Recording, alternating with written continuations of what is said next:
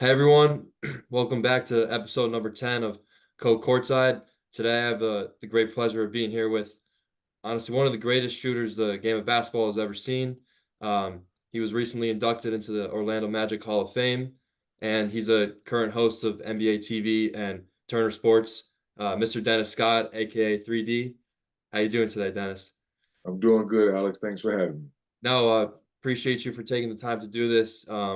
Obviously, as a basketball fan, it's a fun time for us. The playoffs are right around the corner. Are you excited as I am?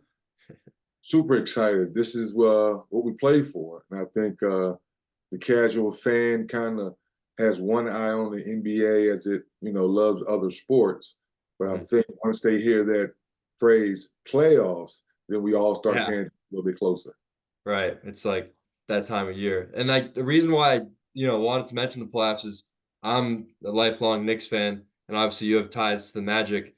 And I got to be honest with you, man. If the Knicks draw Orlando in the first round, I'm nervous. That team is good. Um, They're uh, really good. They're really good. And I think Coach Mosley has done an excellent job yeah. of having that young team, buy into the concepts and concentrate on who you are. And I think that's been the biggest thing is not worry about what you can't do. Obviously, you work on those things and you try to improve them throughout the season, but make sure you master the things that you're great at. And I think that's what Coach Mosley has done. And for you Knick fans, you just got a punch in the gut a few days ago when you found out Julius Randle was done for the season. So we like to be optimistic and we like to use that phrase next man up. Well, if that was the case, you'd have another Julius Randle on the bench and then you wouldn't worry about nothing. But that's not the reality in sports. Mhm. Yeah. Brunson's having a hell of a season. I just think DiVincenzo, you know how much, you know what my nickname is. So the way he's shooting a three ball, it's amazing. Right. But Yeah. it's hard to lose a guy like Randall for the rest of the season and think you can go deep in the playoffs. Yeah, and especially OG, he's been kind of day to day too, but he'll be a key piece too. And I think the last thing about the Magic is you brought up Jamal Mosley. I think in today's league, coaches kind of have short leashes, and I think the Magic have done a good job of letting him ride out come sort of those bad years, and you've seen how he's developed and as well as the players too.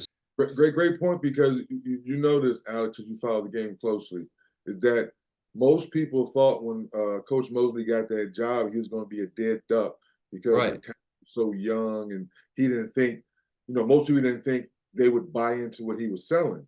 So that's why you give Franz a lot of credit, you give Paolo a lot of credit as the two young cornerstones of that team, that they are just great young players. They play through the team concept and they have other guys around them that willing to play to their strength, which is a positive. Right, and I mean, Paolo, that guy, he's only gonna get better. In year two, is it, and already an all-star. So I'm excited to see what that team has to come. But I wanted to talk about your career a little bit prior to the NBA. Obviously, you were a McDonald's All-American in 1987. You had a storied career at Georgia Tech, playing 3 years there. Did you Were you set on Georgia Tech, or were there any other schools in the mix that you were thinking about? No, I was really thinking about Syracuse and the University of Maryland, and I had UCLA as a distant, Right. because of my personality and loving movies and the whole entertainment world. So I Mm. always was intrigued by that. But I had narrowed it down to Syracuse, Maryland, and Georgia Tech because at that time I really liked what Jim Boeheim was doing, the whole Syracuse movement, and they had Sherman Douglas on the team who was from DC, and the way he played up pace and the way he passed the basketball. So that was intriguing as well. But if I'm being real honest, a lot of people know the story, but some people don't. But I was going to Maryland. I was a huge Lefty Drizel fan. May he rest in peace. He passed away here shortly. But I wanted to stay close to home. I wanted my mom and my dad and grandmother and people like that to come watch me play because I was born in a small town right outside of DC called Hagerstown, Maryland, which is literally 40-minute drive from Hagerstown to the University of Maryland Hyattsville campus. So I was like, wow, this is going to be great. And then obviously the great Lynn Bias passed away, and then they went on probation. Mhm. Lester Drill kind of retired for a minute there. And, Bob Wade took over, who was a great, great high school coach at Dunbar and all that. But at that time, I as a young kid, I didn't want to go through the whole not being able to play in the tournament. I think they're on probation 2 or 3 years. For So sure. that's why. Then I visited, as we say now, because I'm here in Atlanta, the South, and I got a taste of the sweet tea and the Georgia peaches and all that kind of good stuff. And I said, "Hey, Mom, let's come down south. It's beautiful down here." That's awesome. And um, you know, in today's, world of college, you see the everything's one and done. Players rarely stay multiple years. You had, 3 excellent years there at Georgia Tech. Your freshman year averaging 15, sophomore year bumping up to 20 a game, and then your junior year winning ACC Player of the Year at 27 points a game. Um, how much do you think those 3 years like impacted your development and got you ready for the NBA? The best 3 years of my life. I say it all the time because there's a thin line between amateur and professional. And I think in today's world, we're chasing the professional bright lights, Mhm. not understanding that that bright light's going to be there. If you can play, we're going to find you. If you're a really, really good player, it speaks for itself. And we don't have to worry about if you're a one and done because your play, how you play as a team player, and your talent is just undeniable. You don't have to talk about it. So I think sometimes we get confused in that. And that's why we see more kids today who may not be McDonald's All Americans, who are late bloomers, who end up being better NBA players. Like I said, you stay in the 3 years. Your junior year, you had, I mean, I already said it, 27 a game in the college level. That's insane to me, man. You It, look back at it and you're like 27 a game for a 40-minute game that's unheard of to me. if I'm being very honest, because your family, Alex, I'm actually mad at myself. I wish I would have taken that focus from my sophomore year going into my junior year. Mhm. What if I'd had that same focus coming out of my high school year, where, like you said, McDonald's All American, Naismith National Player of the Year? So when I look back on it, that summer, I was too caught up in accepting all these awards Mhm. and lost the focus on my craft. So that's kind of what I teach my son now, and some of the kids I mentor here in Atlanta is like, never lose sight Right, of your craft. right.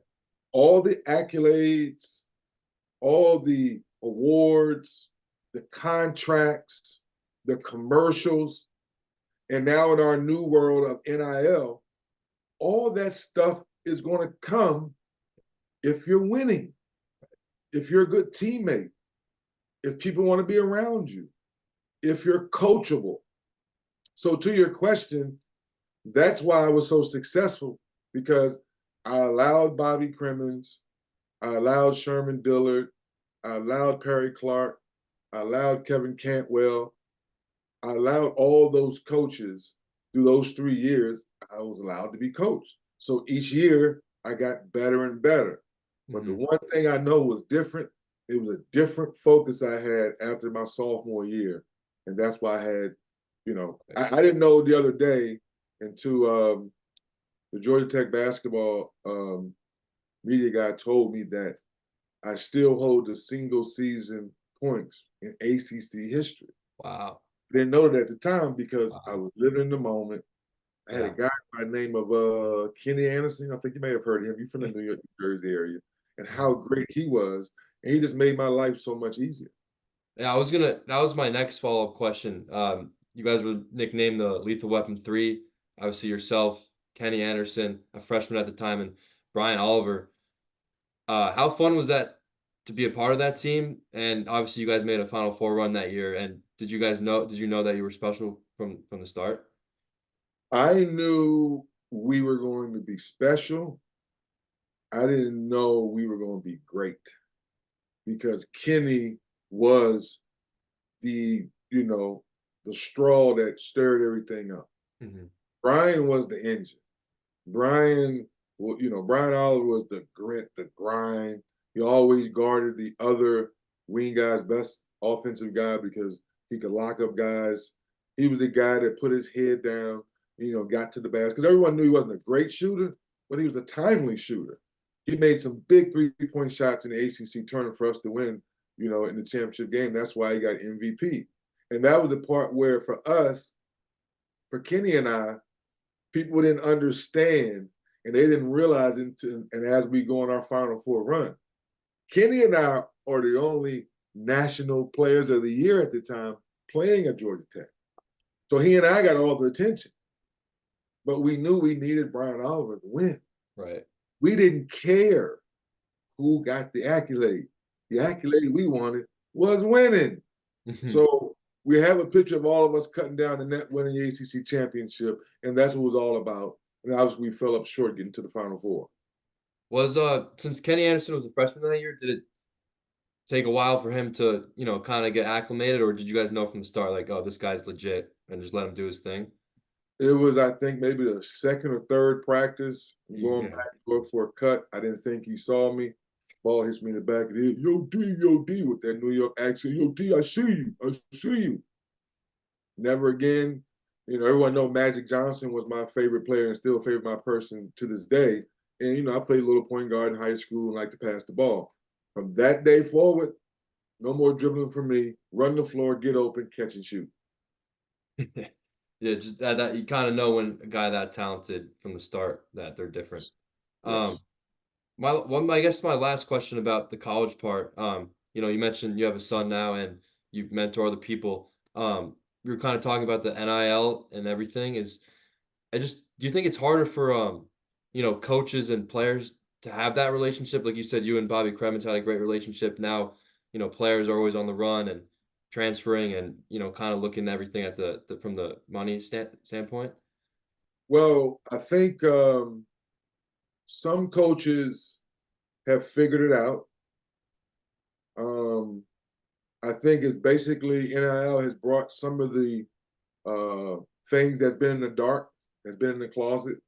Now we can Yeah. just bring it to light. Yeah, that's a good way to put it. That's be very honest and transparent from Yeah. that standpoint. So I think it makes you recruit now the person more so the athlete. And I think Danny Hurley hit it on the head here recently when he says, I'm recruiting the parent or parents, depending on the situation, and I'm recruiting the AAU coach because if a kid's been on 4 or 5 different AAU teams in 2 or 3 years because he's chasing a circuit ghost, Hmm. then how is he going to treat me? So I thought that was very, very interesting. So when you look at how he's recruited and look at how he's won, he had a freshman, Stephon Castle, who's a McDonald's All-American, right? Then he had Sharp, who was a transfer kid, right, from Rutgers, He's good. sophomore, He's right? that he could score, that guy. Yeah. Right. His toughness, make shots, Yeah. drive to the basket. He's not an NBA player, Hmm. but he's a solid, top-notch college player that plays the right way, plays in the team concept, and that's what Danny's talking about. Yeah. You get a little bit of the McDonald's. Right. You get the big fella Gallon. I think he may have been what, 3.5 star. So you look at that. You look at what Bill Self has done at Kansas. So they have figured out, how do I still keep the young talent? Duke, Yeah. you still got to keep the McDonald's All-Americans coming in because those are the guys that sell the tickets, sell the popcorn, and keep the alumni happy because Right. they have the next stud. But now because of the portal, you got to make sure you can grab a guy or two from the portal that Yeah. still has that team concept. But Hmm. Alex, here more importantly, their ego is okay because the McDonald All-American is the one getting all the attention. He may get the $1 million NIL, where you, the 5th-year senior, who's 22, 23, you might get $500K. Yeah. So the Yeah. question is, do you want to win a championship with 500K and be on a good team and a good family, or maybe chase more money and not win? Yeah. That's where I think the coaches have a upper hand when you sell winning versus getting a check. I think Steph Castle, like you said, it's a great example of that, like five-star All-American. And Yep. the other his players on the team said it, how he does his role, he will do anything to win for the team. And that's like the best of both worlds. You got a five-star, but he's also willing to win for the team. So you kind of hit it on the head there. um, so you were drafted fourth overall in the 1990 draft. Um, what were your thoughts about getting drafted to Orlando? Because obviously, I think you joined them when they were only in the second year in the NBA, so a brand new franchise. What were those early years like in Orlando? I was like a big kid in the candy store because I had never been to Disney World before. So, as a kid growing up in the Washington D.C. area, now this kids called the DMV. Being raised by a single mom, I had never been to Orlando. So those first 2 years, it was like being an adjustment of being able to go to Disney World whenever you wanted to for free. And then Universal was, peaking and trying to make a name for itself. Then I could go to Universal whenever I want to. And I had a young son at the time. So then family members and the aunties, the uncles, and the nieces and nephews. So it was a fun time, basically being a host. Yeah, Because when you're a young franchise on your second year, it wasn't a whole lot of expectations of making the playoffs and doing all that stuff. So you're still trying to make a name for yourself. So those first 2 or 3 years were a lot of fun. Shaq comes, Penny a year later, I think.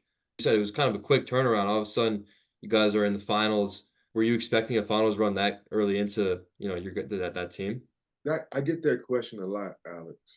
And I think the best way to answer it is we never put finals, excuse me, we never put the label. It was like, let's just go have fun. Yeah, Let's yeah, just have fun. And I think when I look back on it, maybe we should have, because now is this is something for some of your viewers. In life sometimes, someone may say, be careful what you put out there in the universe because that opportunity may present itself. So I said, Coach Crimmins, if I come to Georgia Tech, I'm gonna get us to the Final Four. hmm I didn't know it was gonna take 3 years for it to happen, but we got there and that was it. Maybe I should have said, Coach, I'm gonna get us to the Final Four and we're gonna win it all, hmm right? hmm So we get Shaq. Oh my goodness, I knew he was good. Oh my goodness, I knew Penny was good, but oh my goodness, when you see him every day in practice, and that's the part where, in sport, that's what the great ones do.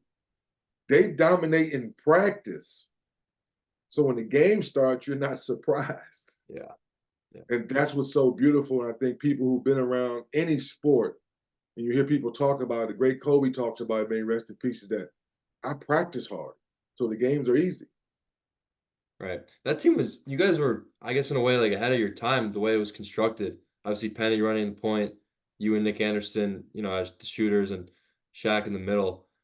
I give John Gabriel, our general manager who kind of put the team together, that chemistry sometimes is really made through personalities. And that's where I know, as they say, I'm not tooting my own horn, but my personality fit because Penny was quiet. So I was the vocal person. Shaq was still figuring out who he was. He wasn't the Shaq that we saw in the Lakers and who, figured things out. Shaq was still trying to figure out how much power he had and who he was and how dominant he could be. And Nick Anderson was really the three man. Because Mhm. at that time, he was really the post up wing guy. And obviously, I, shot all the threes. And I, they called the intangible guy where I fed the post to those guys because guys couldn't leave me because I could shoot. So that's why things fit. And then you got Horace Grant to come in. And that's when we said, oh, they can't double team anywhere. He's the missing piece. And that's when we said, okay, now maybe we can go win a championship. Mhm. Was a little funny question. It was in the Last Dance. Obviously, Jordan said he was out of shape. Was he out of shape that series? he was out of basketball shape, Yeah. that basketball intensity that he knew his body had missed for 2 years. Mhm. So when he came back, he wasn't on that level. He was in shape. Right. He still had a solid series, but he wasn't ready for what Shaq and Penny and they Yeah. were doubling. I mean, think about it. Shaq and Penny averaged over 20. I think Nick and I were averaging 19 and 18. I think I was averaging right at 20. So all four of us, it was just too much firepower. Yeah. Then they came back next year when he was in basketball shape and he reminded everybody who he was. And I think it's been well documented when Nick Anderson said 45, not 23. Obviously you're, a pioneer for, the three ball, a guy who was way ahead of its time, the first to record 11 threes in a game, led the league in three pointers in 1996. Um, do you ever think about like how your game would translate into today's current NBA? And people, I watched some of your highlights. People talk about Steph and Dame shooting these logo shots. Some of your threes were from, pretty deep behind the arc. So I want to give you your flowers. I appreciate you give my flowers. They smell good. Thank you. But I'm on the other side of the fence as a old head or OG, whatever the term the kids like to use today. But for you, you've done your homework. My receipts, once again, a new term the kids like to use today. My receipts don't lie. Right. So my nickname is what it is. So that's my validation. I don't walk around envy of the James Harden step back three, now the Luca step back three. I'm not envy of any of that. The joke I like to share is I wish my mom would have sent my dad to the grocery store and waited a little while, and then maybe I'm born today and Yeah. I'm part of this new history. Yeah. That's the fun sincerity of the reality. So I went on Basketball Reference to look at this. You were the first, obviously, to have 11 threes in a game. Danielle Marshall had 12 in like '05, Kobe 12 as well in like '03, maybe a couple times. Other than that, it's like everybody else 11 plus was like 2010s and beyond. Ahead of its time is like an understatement. Like nobody was coming close to that.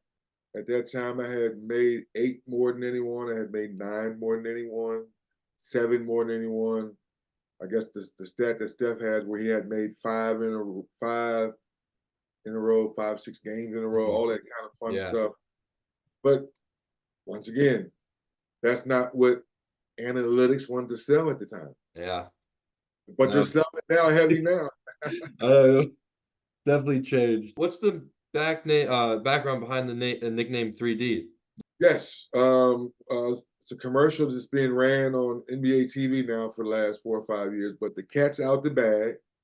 The gentleman's name is Paul Porter.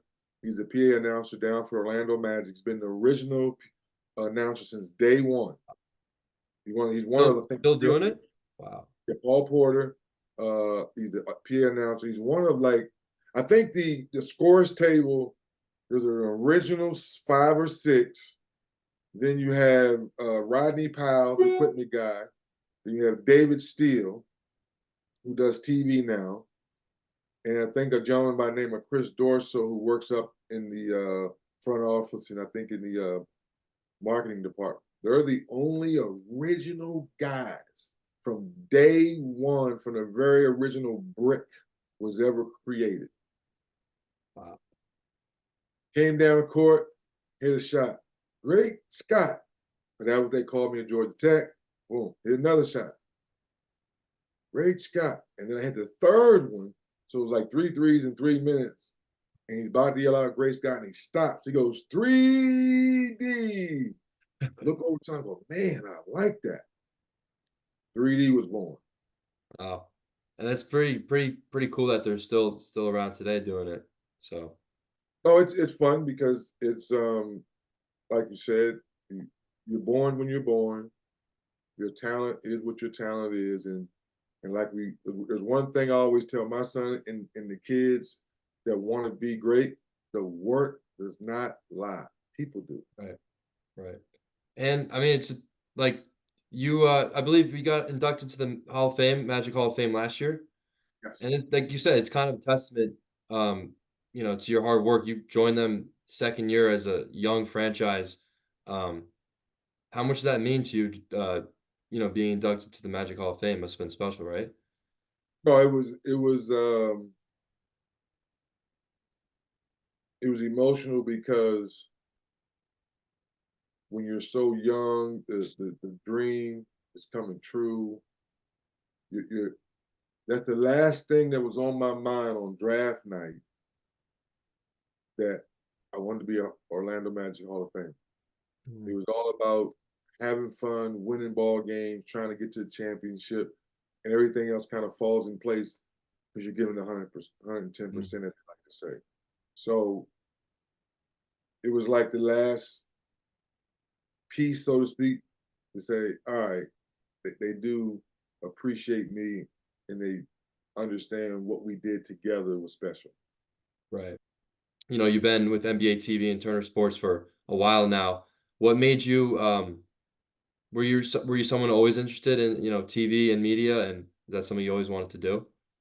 Yeah, I give Pat Williams, who was the president at the time of the Magic, he allowed me to have my own show when I was in Orlando. So I had the Dennis Scott show, and David Steele was my host.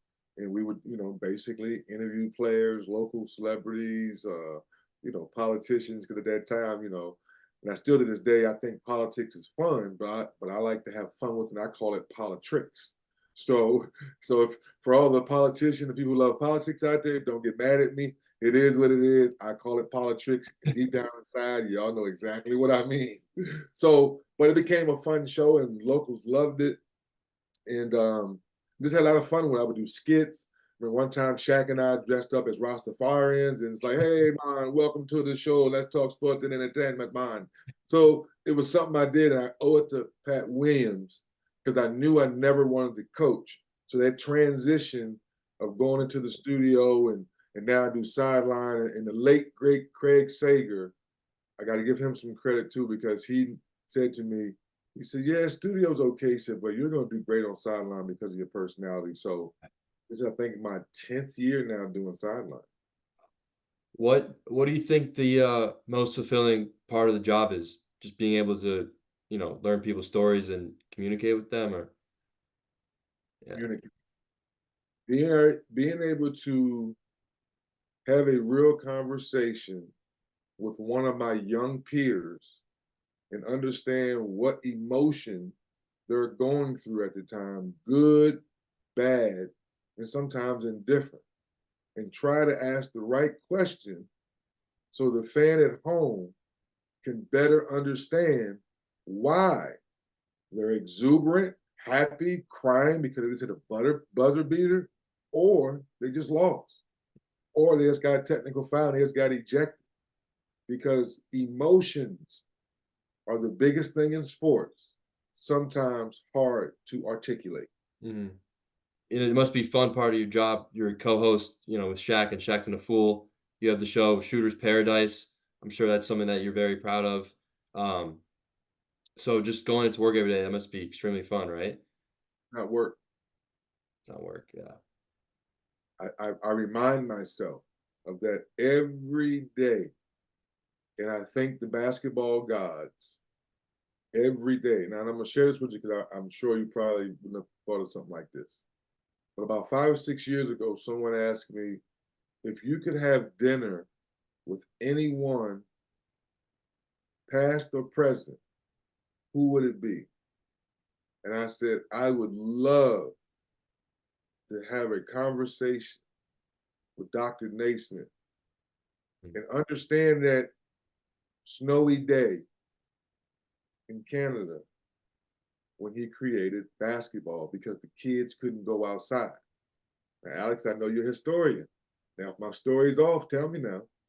He No. created this game because the weather was bad and the kids couldn't go outside. And that's how the game of basketball was created. Without that creation, and now I get a little spiritual with you, and Mhm. without God, the universe having bad weather that day, maybe Dr. Naismith doesn't create basketball. And maybe a lot of us have real jobs then. Right. Yeah, no. So thanks to Dr. Naismith, honestly. I, What I, it is now. sometimes that it's a little deep for people, but Oh, if you are a historian, that's the origin on why basketball, excuse me, how basketball was created. it's blown up to just a global sport. To it's insane to what it's just the international aspect too of what it's come to Like is it's like now I'm in year 16 to your question, and I know how to work the camera. I know how to host a show. Been an analyst. I've called the games. I've been on sideline. I know how to produce a show. I know how to direct a show. So I've actually been around television now 16 years, played 10, 11, whatever you want to call it. So being around the game that we all love creates opportunities. right. I want to ask you for some advice because obviously I'm pretty new to this and um I think being on camera is maybe something that I want to do later in my life. And you said you've been doing this for 16 years. Um, how have you gotten comfortable to being on camera? And is it just something that takes time and practice just to get to the point that you're at? It definitely takes a lot of practice. First of all, you're heading in the right direction. You ask good questions. So continue to do your homework. Um, do you have to play basketball? I say yes. You do not have to play professional basketball. Hmm. You could have played high school basketball. You could have been on the bench. It's like sometimes understanding what the terminologies are, being in the locker room, kind of what Danny Hurley is showing us at UConn. Danny wasn't a great player. His brother was a great college player. I didn't have a great NBA career, has his situation. That's for our your viewers to go look up without sidetracking. So, but to your question is that do your homework, have understanding and passion for the game. Don't ask dumb questions because players and coaches get mad when you ask dumb questions. And that's the biggest thing we all like to say is that there's plenty of room for guys like yourself who love the game of basketball as long as you've done your homework. I wanted to do a little. We have 2 minutes left here. I wanted to do a little fun little quiz with you at the end here about how well do you know your own career. Um, do you know how many career 3-pointers that you have? NBA, Yeah, NBA. 1300. 12-14. Ooh, Close. that's close. We'll count it. We'll count on it. Um, how many games have you had 30 plus points? These are NBA. These are Yeah, all NBA. NBA, all NBA. Goodness. Oh, I'm gonna say 50. 19. That's terrible. Um, and then this one, fun one here says, obviously in 1996, you led the league in 3-pointers with 267. Do you know the two people who were behind you? George McLeod Yes. and I'm gonna say Daniel Marshall, Not Danielle Marshall. John Starks. Not John Starks. That year, Want 19. a team? Okay, give me a team. Atlanta. Back then, Atlanta, 231 made threes that year. Steve Smith, Not Steve Smith. 96 on that team. The only other shooter was Craig Elo. Not Craig Elo.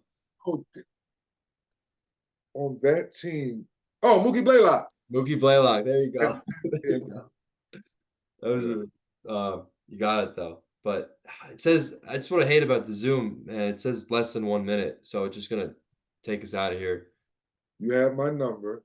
Let's find another day and we can do part two. Oh, I